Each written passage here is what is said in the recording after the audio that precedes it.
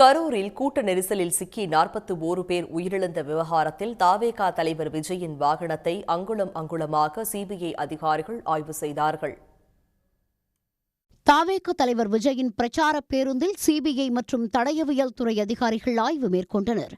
கரூர் கூட்ட நெரிசலில் 41 பேர் உயிரிழந்த வழக்கை உச்சநீதிமன்ற உத்தரவின் பேரில் சிபிஐ விசாரித்து வருகிறது. வழக்கு விசாரணைக்காக ஜனவரி 12ஆம் தேதி நேரில் ஆஜராகுமாறு விஜய்க்கு சம்மன் அனுப்பியுள்ளது. இந்நிலையில் தாந்தோன்றிமலை பகுதியில் உள்ள சிபிஐ அலுவலகத்திற்கு விஜயின் பிரச்சார வாகனம் கொண்டுவரப்பட்டது. பேருந்தின் உள்ளேயும் வெளியேயும் சிபிஐ மற்றும் தடயவியல் அதிகாரிகள் ஆய்வு மேற்கொண்டனர். பேருந்து ஓட்டுநரை விஜய் எவ்வாறு பேருந்தின் மீது ஏறினார், எங்கு நின்று பேசினார், மீண்டும் இருக்கையில் எவ்வாறு அமர்ந்தார் என்பதை செய்து காட்ட வைத்து விசாரணை மேற்கொண்டனர். முழு ஆய்வும் வீடியோ மற்றும் புகைப்படங்களாக பதிவு செய்யப்பட்டன. மேலும் விஜய் பிரச்சாரம் மேற்கொண்ட பகுதியில் சாலையின் இருபுறமும் அளவெடுக்கும் பணியும் நடைபெற்றது. சுமார் 8 மணி நேர ஆய்வுக்கு பிறகு விஜயின் பேருந்து திரும்ப ஒப்படைக்கப்பட்டது. இந்த ஆய்வின் அடிப்படையில் கரூர் கூட்ட நெரிசல் வழக்கு விசாரணை மேலும் தீவிரமடையும் என எதிர்பார்க்கப்படுகிறது.